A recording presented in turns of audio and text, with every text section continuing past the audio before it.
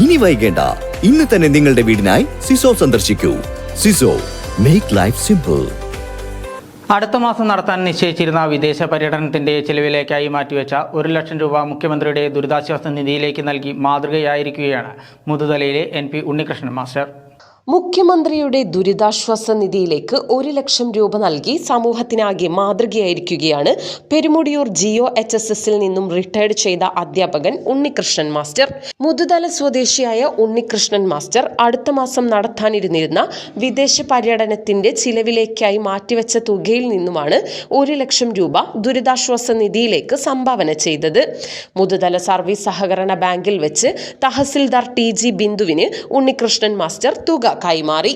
Revenue ഉദ്യോഗസ്ഥർ, Muthuthala panchayat president A Anandavalli, Pattambi service സഹകരണ bank president NP Vinayakumar, മറ്റു ജനപ്രതിനിധികൾ, സാമൂഹ്യ രാഷ്ട്രീയ നേതാക്കൾ, പ്രവർത്തകർ തുടങ്ങിയവർ ചടങ്ങിൽ പങ്കെടുത്തു.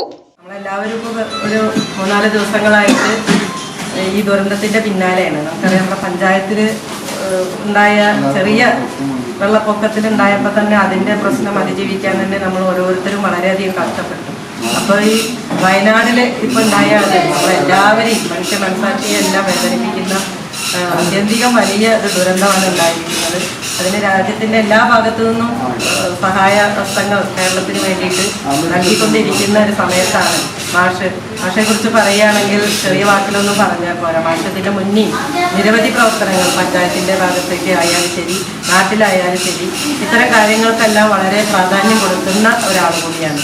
വയനാട്ടിലെ ദുരന്തം കഴിഞ്ഞപ്പോൾ തന്നെ മാഷയുടെ ഒരു പോസ്റ്റ് കണ്ടിട്ടുണ്ടായിരുന്നു. മാഷക്ക് അവിടെ വളരെ ആത്മബന്ധമുള്ളതായിട്ടാണ് മാഷ അതിൽ എഴുതിയിരുന്നത്. മാഷയുടെ അറിയുന്ന ഒരു കുടുംബം അതിനോടൊപ്പം നഷ്ടപ്പെട്ടു പോയി.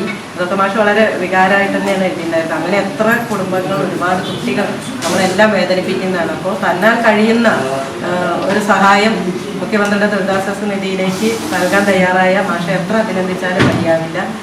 ഒരുപാട് പേർക്ക് മാതൃകയാക്കേണ്ട ഒരു കാര്യം കൂടിയാണത്.